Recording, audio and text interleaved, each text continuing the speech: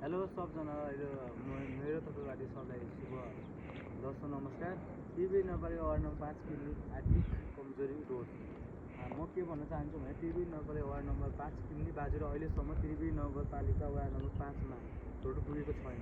बामकादेखि किन्नीसम्म आउँदा 50 किलोको कामुको बोरा पिठीमा बोक्दा त्यहाँको स्थानीय मान्छेलाई धेरै दुःख भएको छ भन्न चाहन्छु। अनि टिभी नगरेको वार्ड नम्बर 5 किन्नीमा अहिलेसम्म आर्थिक रोड पनि राम्रोसँग चलेको छैन। अनि त्यहाँका व्यक्तिहरू त्यहाँ सामान ल्याउन बामका बजार जान्छन् होइन। बामकाबाट किन्नी आउनु छ बिहान गएपछि राति 6-7 बजेतिर पुग्छन्। अनि त्यहाँको दुःख अनि पीडाहरू हाम्रो यहाँ नगरपालिकाले बुझेको छैन अहिलेसम्म। कि तर हाम्रो यो किन्नी झर्ना किन्नी ठाउँ नगरपालिकामा पर्दैन जस्तो लाग्यो कि बाजुरामा पर्दैन जस्तो लाग्यो। नत्र सरकारले देखेको भए त अहिलेसम्म रोड पुग्थ्यो होला त्यो ठाउँमा।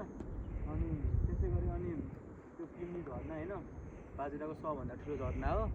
अनि त्यहाँ पर्यटकको लागि एकदमै दामी राम्रो एकदमै उत्तम ठाउँ हो भन्न चाहन्छु। अनि अहिलेसम्म त्यहाँ रोड पुगेपछि हाम्रो बाजुराको बिरे खोला भन्दा पनि किन्नी झर्नामा बढी पर्यटकहरूको लाइन लाग्दै र घुइँचो हुन्थ्यो होला, हामीलाई लाग्छ त्यस्तै। त्यसैले यो भिडियो सकासम्म पुगोस्।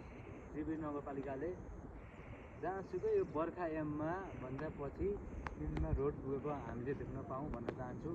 यो भिडियो सबजनाले साथ सपोर्ट र सेयर गरिदिनु होला भन्न चाहन्छु। धन्यवाद।